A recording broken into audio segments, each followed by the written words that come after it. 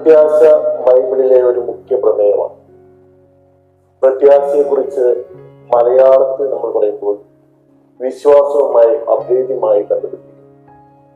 ദൈവജനത്തിന്റെ ചരിത്രം തന്നെ പ്രത്യാശ നിർഭരമായ, പ്രത്യാശയിൽ അധിഷ്ഠിതമായിട്ടുള്ള ചരിത്രമായിരുന്നു.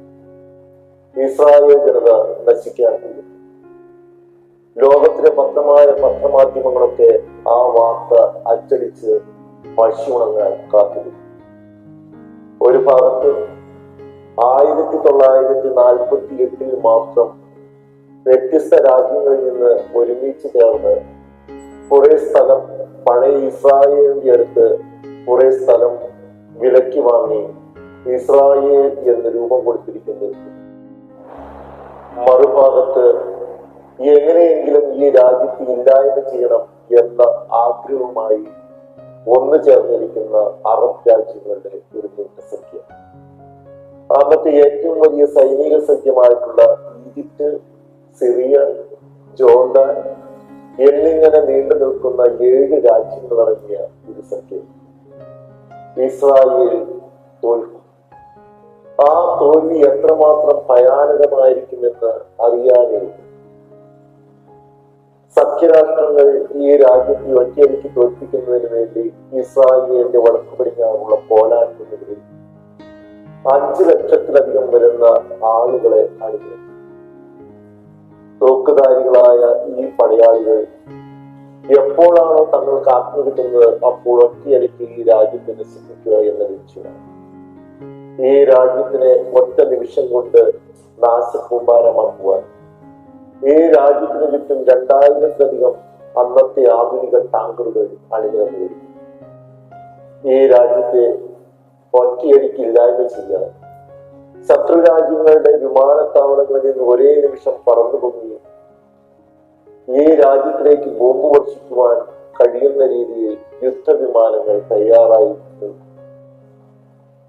1968 ജൂൺ 5 അന്നാണ് യുദ്ധം ആരംഭിക്കുന്നത്. യുദ്ധം ആരംഭിക്കുന്നതിന് മുൻപേ തന്നെ ഇസ്രായേലിന് ലഭിച്ചുകൊണ്ടിരുന്ന എല്ലാവിധ സൈനിക സഹായങ്ങളും മറ്റെല്ലാവിധത്തിലുള്ള സഹായങ്ങളും മറ്റു രാജ്യങ്ങൾ സിയൂസ് കനാലിൽ കൂടി ലഭിച്ചുകൊണ്ടിരുന്ന എല്ലാ സഹായങ്ങളെയും നിർത്തലാക്കി. യുദ്ധം ആരംഭിക്കുന്നതിന് മുൻപ് അന്നേ ദിവസം അതിരാവിലെ ഇസ്രായേൽ ജനത തങ്ങളുടെ സിനഗോഗിൽ ഒരുമിച്ചു.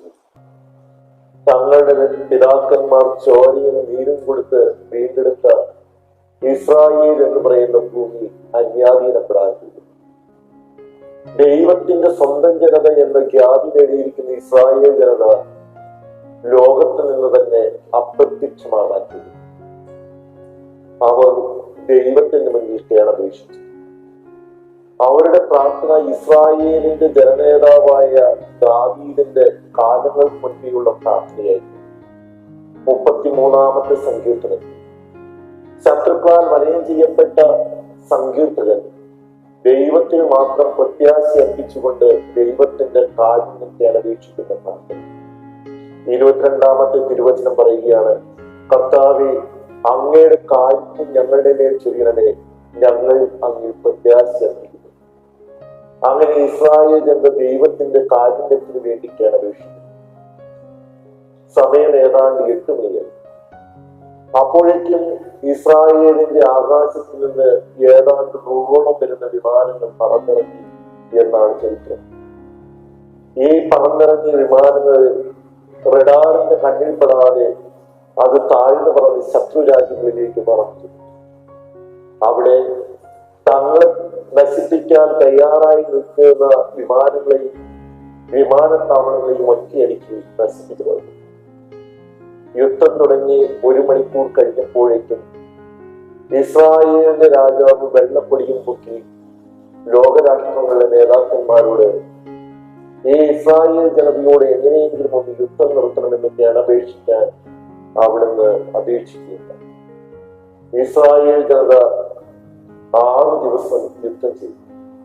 ഈ 6 ദിവസം നീണ്ടുനിന്ന യുദ്ധത്തിൽ ഇസ്രായേൽ ജനതയ്ക്ക് എത്രമാത്രം ഭൂമി ഉണ്ടായിരുന്നുവോ അതിന്റെ 3 ഇരട്ടി സ്ഥലമായി.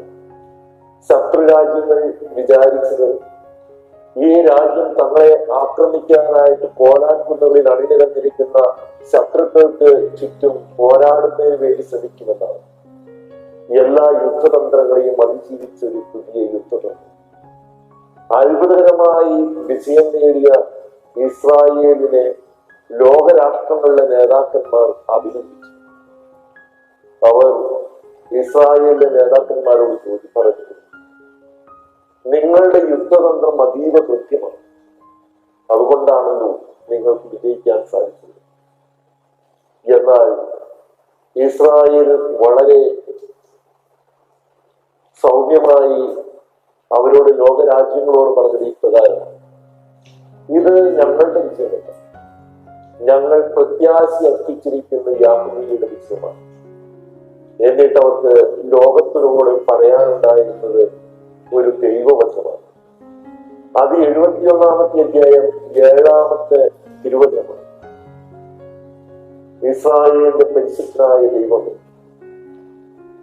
ഞാൻ എല്ലാവർക്കും ഒരു ഭീതിജനകമായിട്ടുള്ള അടയാളമായി തീർന്നു എന്ന സങ്കീർത്തകന്റെ പ്രഖ്യാപനം.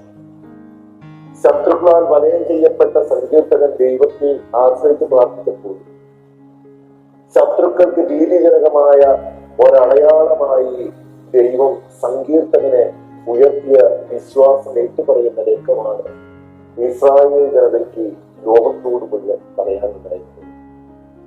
പ്രത്യാശ ദൈവത്തിലേക്ക് നമ്മെ അടുപ്പിക്കുന്ന വിജയങ്ങൾ നൽകുന്ന വലിയ ഒരു കൃപയാണ്. ദൈവത്തിൽ പ്രത്യാശ അർപ്പിക്കുന്ന ആരും തന്നെ നശിച്ചു പോയിട്ടില്ല എന്നുള്ളതാണ് ലോക രാജ്യങ്ങളുടെ ചരിത്രം, വിശുദ്ധന്മാരുടെ ചരിത്രം.